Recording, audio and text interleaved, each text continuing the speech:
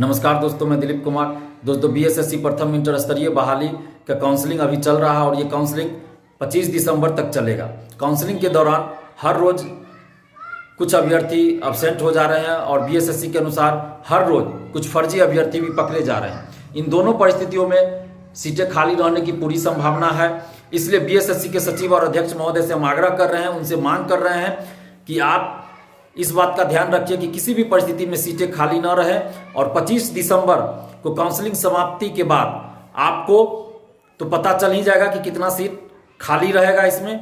तो आप जल्द से जल्द काउंसलिंग के लिए सेकेंड लिस्ट जारी कर दीजिए, आप लेट मत कीजिए और किसी भी परिस्थिति में सीट खाली नहीं रहनी चाहिए। एक भी सीट खाली नहीं रहनी चाहिए। 13,120 का मतलब 13,120 है और इसमें एक भी सीट खाली नहीं रहनी चाहिए, क्योंकि ये बहाली 7.5 साल पहले की है और इन 7.5 सालों में हजारों ऐसे अभ्यर्थी हैं जिनकी उम्र समाप्त हो गई, वो कहीं भी आप सरकारी नौकरी के लिए फॉर्म भी नहीं भर सकते हैं और 7.5 सालों से काफी दुख तकलीफ को झेल रहे हैं। और ऐसी परिस्थिति में सीटें खाली रह जाए और परीक्षार्थियों को नौकरी न मिले, ये लोग बेरोजगार रह जाए, तो इससे बड़ा अपराध तो कुछ हो ही नहीं सकता है और ये अमानवीय बात होगी। तो इसलिए अमानवीय व्यवहार नहीं अपनाइए, आप पूरी तरह से मानवता दिखाइए और मानवीय व्यवहार अपनाते हुए एक भी सीट अगर खाली रहती है तो काउंसलिंग के लिए सेकेंड लिस्ट आप जारी कीजिए और 13,120 का मतलब 13,120 पदों पे आप बहाली कीजिए।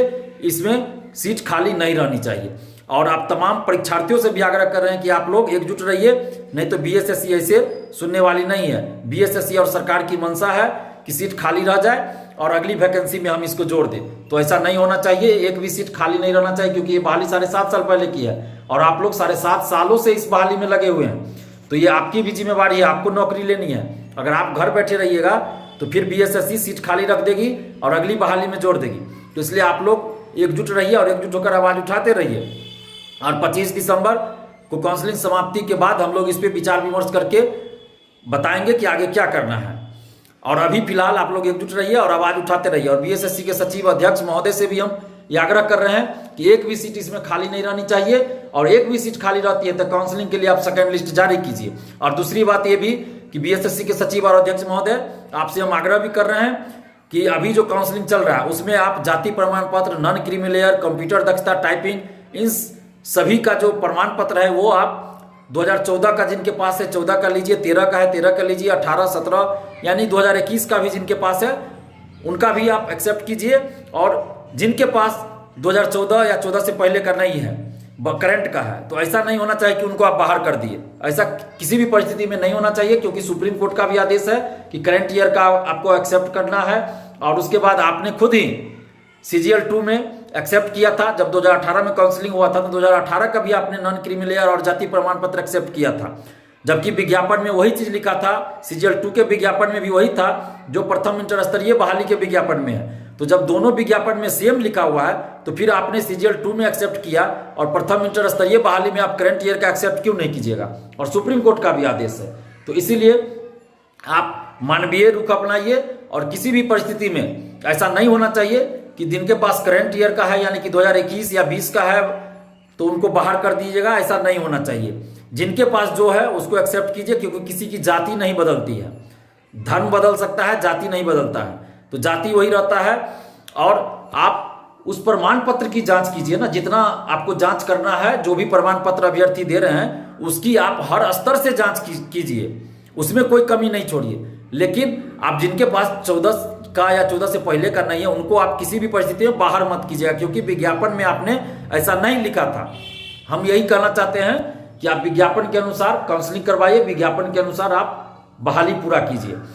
और अभी जो रोज फर्जी अभ्यर्थी पकड़े जा रहे हैं तो उन पे भी आप फॉरेंसिक जांच करवाइए, हर स्तर से आप जांच करवाइए। ऐसा नहीं होना चाहिए। हम हमेशा कहते हैं कि फर्जी अभ्यर्थियों पे आप कानूनी कार्रवाई कीजिए। जो सेटिंग गेटिंग के धंधे में है उस पर कानूनी कार्रवाई कीजिए।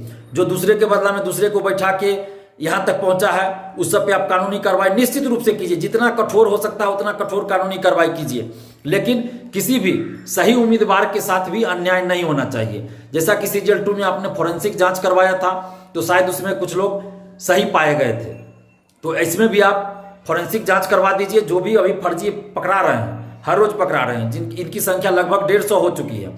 तो आप जितने भी हो, काउंसलिंग जब समाप्त हो जाता है तो जितने भी लोग पकड़े जाते हैं इस तरह के हो सकता है आपके सिस्टम में कुछ फॉल्ट हो, उसके वजह से भी कुछ लोगों का मिसमैच हो जा रहा है। तो आप हर स्तर से जांच कीजिए। एग्जाम हॉल में वीडियोग्राफी हुआ था तो उसका आप जांच करवाइए, उसके बाद फॉरेंसिक जांच आप करवाइए, और फॉरेंसिक जांच में जो सही हो उसका काउंसलिंग करवाइए, और फॉरेंसिक जांच के बाद जो फर्जी हो उस पर कठोर कानूनी कार्रवाई आप कीजिए। और जितने भी आप परीक्षार्थी हैं, आप सभी से हम आग्रह कर रहे हैं कि आप लोग एकजुट रहिए और एकजुट होकर आवाज उठाते रहिए, क्योंकि सरकार की मंशा है इस बहाली को लटका के रखना। तो अभी भी आपको एकजुट होकर लड़ना होगा और सेकंड लिस्ट हम लोग को जारी करवाना है, इसके लिए एकजुट रहना है। और आगे भी इस बहाली को जल्द पूरा करवाने के लिए भी हम लोग को एकजुट रहना है, क्योंकि अभी ये बहाली पूरी नहीं हुई, अभी सिर्फ काउंसलिंग चल रहा है। काउंसलिंग के बाद मेरिट लिस्ट आना है, फिर ज्वाइनिंग होना है। तो अभी भी प्रक्रिया बाकी है, और बीएसएससी का जो रवैया है उससे लगता है कि ऐसे ये तीव्र गति से काम करने वाली नहीं है।